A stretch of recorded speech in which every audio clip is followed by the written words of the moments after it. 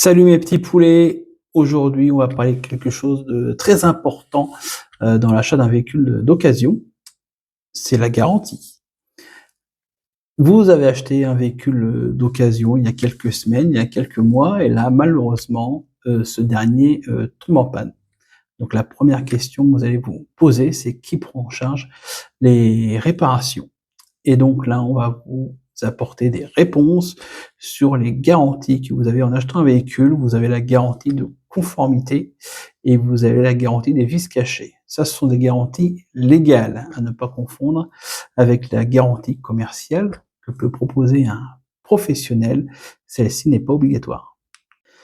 Avant de parler de garantie, une première question, à savoir qui vous vend le véhicule? Un particulier ou un professionnel? Ça sera deux choses différentes.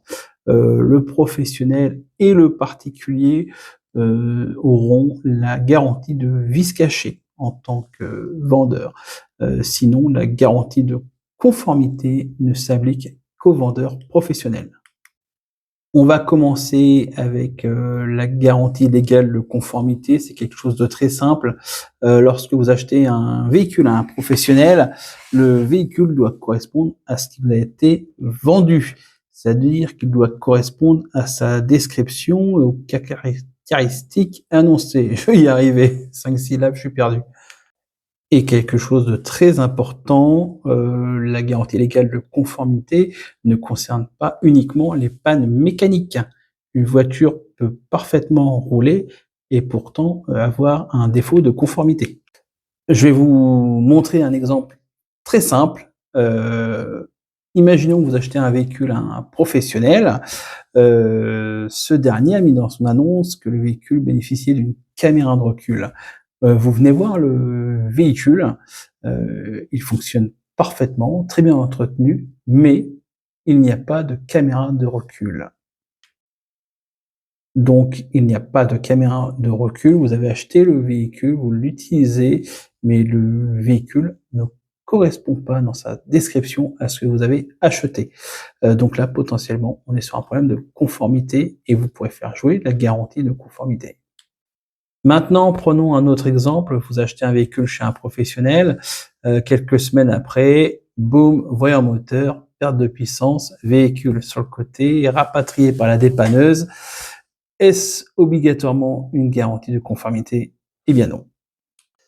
Et là, c'est très important. Ce n'est pas parce qu'un véhicule tombe en panne après l'achat que le vendeur doit payer.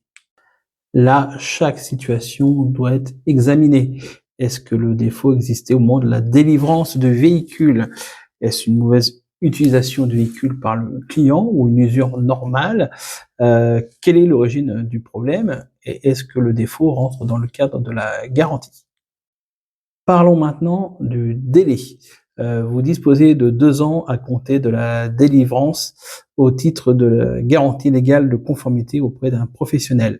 Mais, et il y a un mais, il y a une petite subtilité très importante pendant la première année.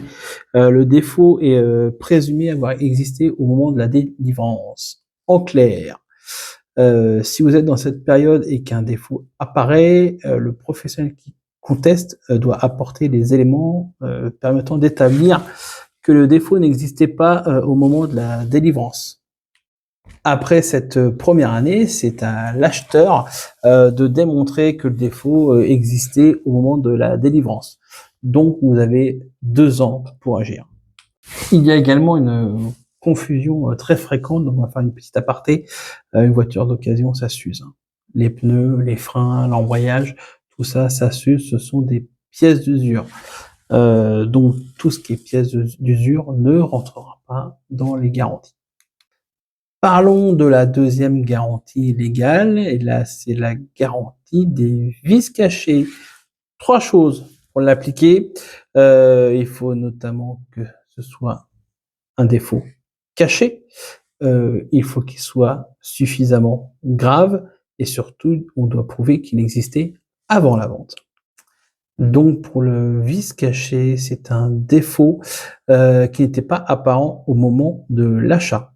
Bon, par exemple, vous achetez un véhicule, vous roulez avec, tout va bien, mais là, il y a un problème qui n'était pas détectable lors d'un examen normal, le problème apparaît et dans cette situation, éventuellement, le problème de vis caché peut se poser. À l'inverse, si le défaut était, réellement visible et que vous l'avez accepté en connaissance, de cause, là malheureusement ça ne fonctionnera pas.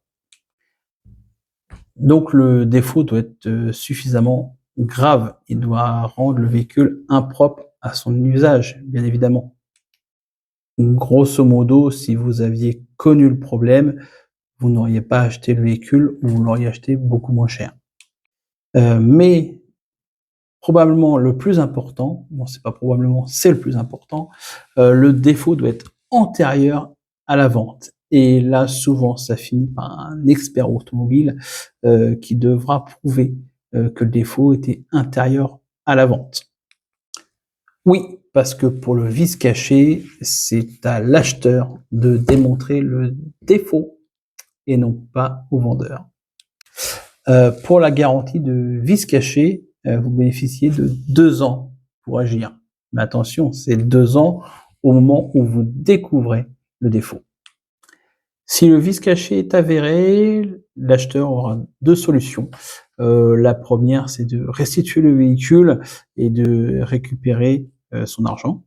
Et la deuxième solution, c'est de conserver le véhicule et de recevoir une remise de la part de l'acheteur. Après les garanties légales, on va parler un petit peu de la garantie commerciale. Donc ça, ce sont des garanties qui sont mises en place par les vendeurs professionnels. Elles peuvent être de 3, 6, 12 mois. Bon, si vous avez une garantie 3 mois pour boîte moteur sans document chez un garagiste, voilà, commencez à vous poser des questions. Voilà, une garantie d'1 an, je pense que c'est le minimum pour être sérieux. Ensuite, dans cette garantie, il faudra bien lire les conditions. Quelles sont les pièces prises en charge pendant la durée? Quelles sont les pièces qui sont exclues? Est-ce qu'il y a un plafond? Est-ce qu'il y a une franchise? Voilà, tout ça, ce sont des choses à prendre en compte dans la garantie commerciale. Et une chose très importante, la garantie commerciale ne remplace pas les garanties légales. Elle vient s'additionner. Maintenant, si vous arrive une panne ou une conformité, la première chose à faire, c'est de contacter votre vendeur. Vous lui expliquez le problème, voir si vous pouvez trouver une solution à l'amiable tout de suite. Faites-le également par écrit, comme ça vous aurez une trace écrite, c'est beaucoup plus intéressant. Enfin, conservez tous les documents, que ce soit un achat en particulier, un professionnel, la carte grise, le contrôle technique, le bon de commande, les diags, les devis, les photos, tout ça pourra vous servir. Et surtout, en cas de désaccord, ne le faites pas vous-même, ne démontez pas le véhicule, vous ne touchez pas. Vous l'emmenez chez un professionnel agréé, vous faites une demande à votre protection juridique qui missionnera un expert. Et là, c'est l'expert qui demandera le démontage du véhicule si nécessaire pour diagnostiquer la panne. Allez, on va retenir 5 choses de cette vidéo. La numéro 1, la garantie commerciale, ce n'est pas la même chose qu'une garantie légale. Numéro 2, la garantie légale de conformité ne s'applique qu'aux vendeurs professionnels. Numéro 3, le vice caché peut également concerner une vente entre particuliers. Numéro 4, une panne ne signifie pas automatiquement qu'il y a une garantie. Numéro 5, lorsqu'il y a un désaccord sur l'origine de la panne, la preuve va être déterminante. Voilà, j'espère que cette vidéo vous aura appris quelque chose sur les garanties. Vous pourrez faire la différence entre une garantie commerciale et des garanties légales, vice caché et conformité. Donc si ça vous a plu, mettez un pouce.